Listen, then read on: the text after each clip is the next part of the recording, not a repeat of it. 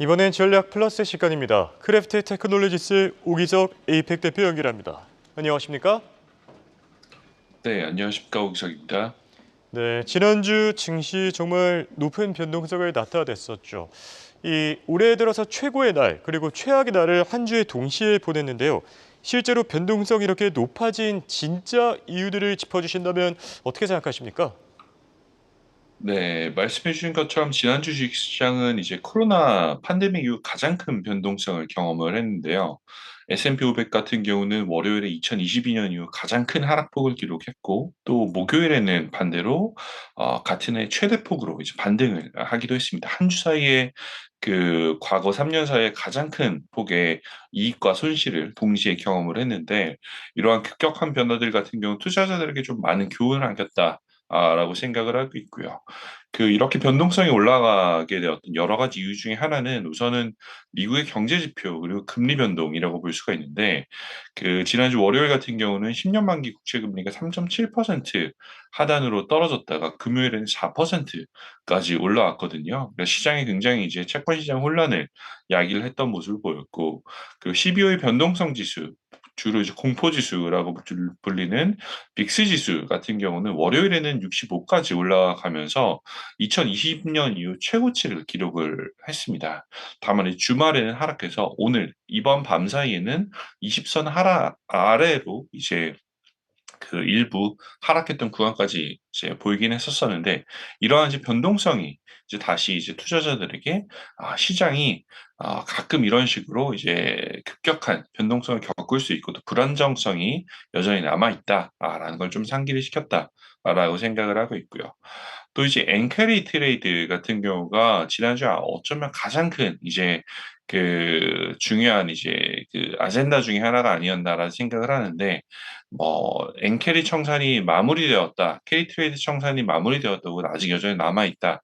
시장에서 갑론을박은 있지만 이러한 이제 엔캐리 캐리 트레이드 청산의 이로 인해서 주식시장에 큰 변동성이 있었고, 또 미국 시장에도 연쇄적으로 좀 영향을 미친 게 아닌가. 라는 게 일반적인 이야기이긴 합니다. 그래서 다양한 이제 요인들이 있지만 가장 큰 두 가지 요인들 같은 경우는 미국의 경제 침체 우려, 그리고 두 번째는 캐리 트레이드 청산, 두 가지가 가장 큰 이유였다라고 생각하고 있습니다. 네, 여기에 또 디지털화가 워낙 빨리 진행되다 보니까 이 확실히 부정적인 센티먼트가 빨리 확산되는 것도 좀 안 좋게 작용하지 않았나 생각이 들고요. 자, 이렇게 상반기에는 괜찮았지만 하반기 들어서 증시가 많이 흔들리고 있는 모습입니다. 자, 주식시장이 이렇게 요동치는 상황에서 투자자들은 과연 어떤 전략을 취해야 되겠습니까? 최근 들어서 이제 전문가들이 다양한 형태의 투자 전략을 올 하반기에 가져가야 된다라고 얘기를 하고 있는데, 공통적으로 나오는 이야기 두 가지만 좀 꼽아보면, 첫 번째는 조금 방어적인 포트폴리오를 가져가야 되는 게 아니냐, 그리고 두 번째는 우량 기업 중심의 포트폴리오를 가져가야 되는 게 아니냐라는 이야기를 좀 많이 드리고 있습니다.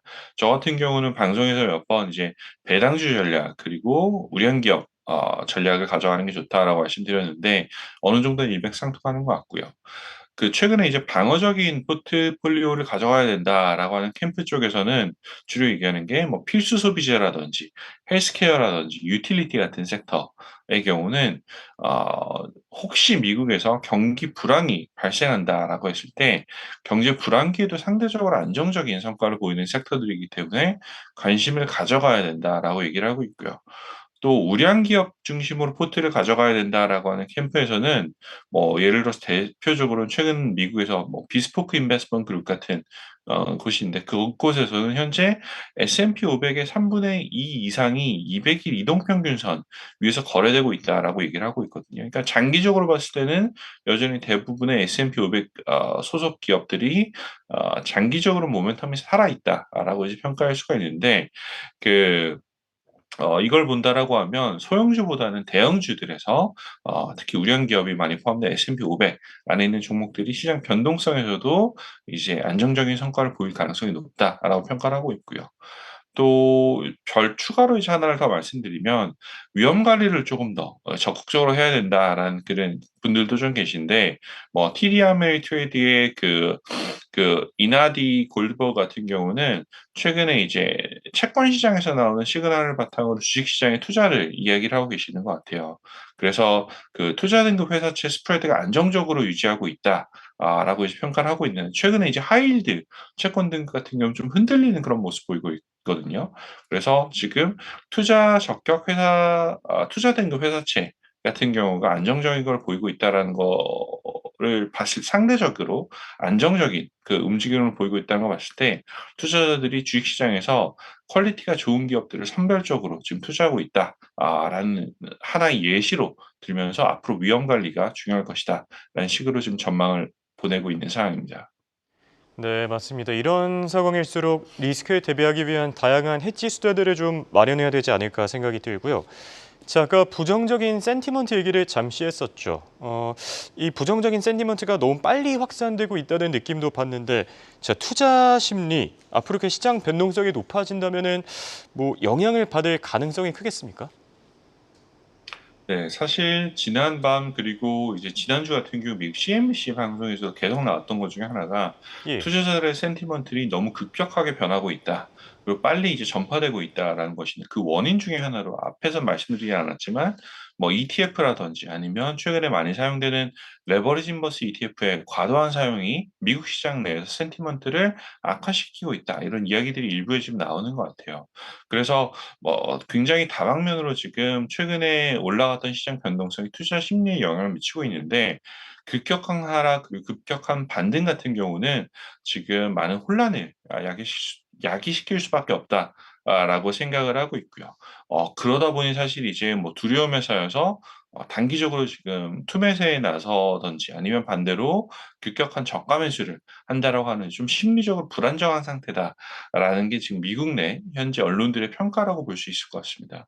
특히 최근에 있었던 뱅크 오브 아메리카의 투자자 설문을 좀 보면 많은 투자자들이 현재 시장 상황을 매우 비관적으로 보고 있다라고 이제 평가를 하고 있는데 이러한 평가들 같은 경우가 결국은 향후 투자 결정을 내리는데 큰 영향을 미치고 있다. 라는 이야기도 좀 같이 하고 있고요.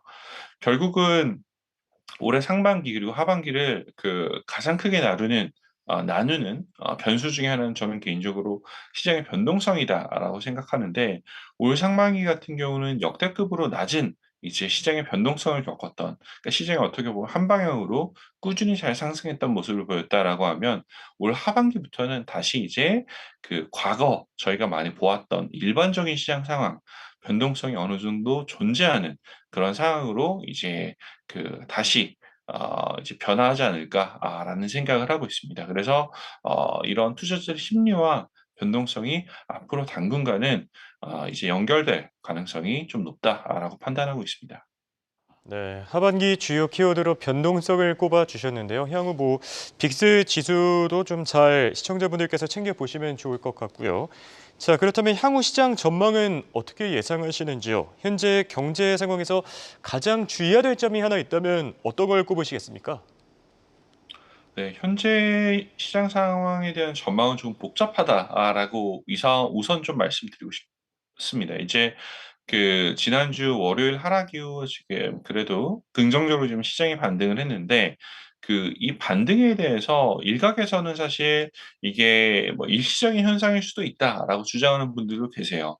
미국에서 CA 리서치의 수석 전략가 같은 경우는 회복이 발생하는 건 사실이지만 뭐 "주식이 새로운 저점에 도달할 가능성이 높다."라고 이제 판단하고 있고요. 또 다른 전문가들 같은 경우는 "지금 충분히 저점을 다졌다."라고 이제 평가하는 분들도 계신데 이렇게 시장의 방향성이 많이 갈리는 모습이 나오는 것 자체가 최근 이제 AI 관련 기술주들에 대한 이제 고평가 논란 그리고 글로벌 경제 침체 국면으로 들어가는 데 대한 이슈 들이 지금 복합적으로 작용하는 게 아닌가라고 생각합니다. 특히 이제 엔캐리티데이드 청산 같은 경우 역시도 지금 이제 마무리되었다라고 누구 하나 명확하게 얘기해 줄 수 없는 상황이거든요. 사실 구체적으로 어느 정도 수치가 엔캐리트레이드가 아 로 인한 이제 글로벌 주식시장에 투자가 되었는지 확인할 수 없는 상황이기 때문에 이 부분에 대해서 불확실성이 좀 남아 있고요.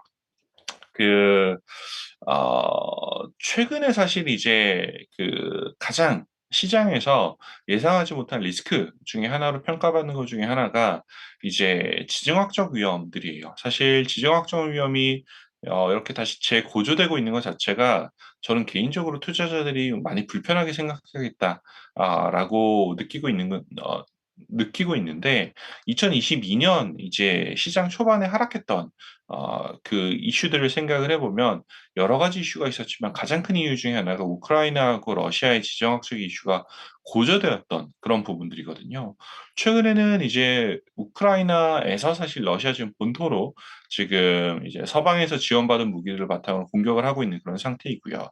여기에 대해서 지금 이제 크렘린궁에서 좀 진지하게 정말로 이제 대응을 할 그런 모습을 보이고 있는 것 같고 또 하나 사실 지금 이스라엘에서 을 둘러싸고 있는 지정학적 리스크, 이제 하마스와 이스라엘 간의 그, 그 지금 일어나고 있는 텐션이 이게 앞으로 어떻게 해결돼야 될지. 현재 사실 이스라엘 같은 경우는 뭐 일부에서는 출구 전략이 없는 그런 외교 전략을 구사하고 있다라는 평가가 있을 정도로 어떻게 보면 조금 고립된 상태, 혹은 이제 그 뒤를 생각하지 않고 있는 그 여러 가지 지금 이제 뭐 좀 과격한 외교적인 방법을 지금 펴고 있는 상황인데 이 부분 역시도 지금 시장에 한 일각의 불안감으로 남아있을 가능성이 있어서 이런 부분들을 감안을 한다면 앞에서 말씀드렸던 것처럼 조금 방어적인 그런 포트폴리오 구축하더라도 좋지 않을까라는 생각을 다시 한번 말씀드리고 싶습니다.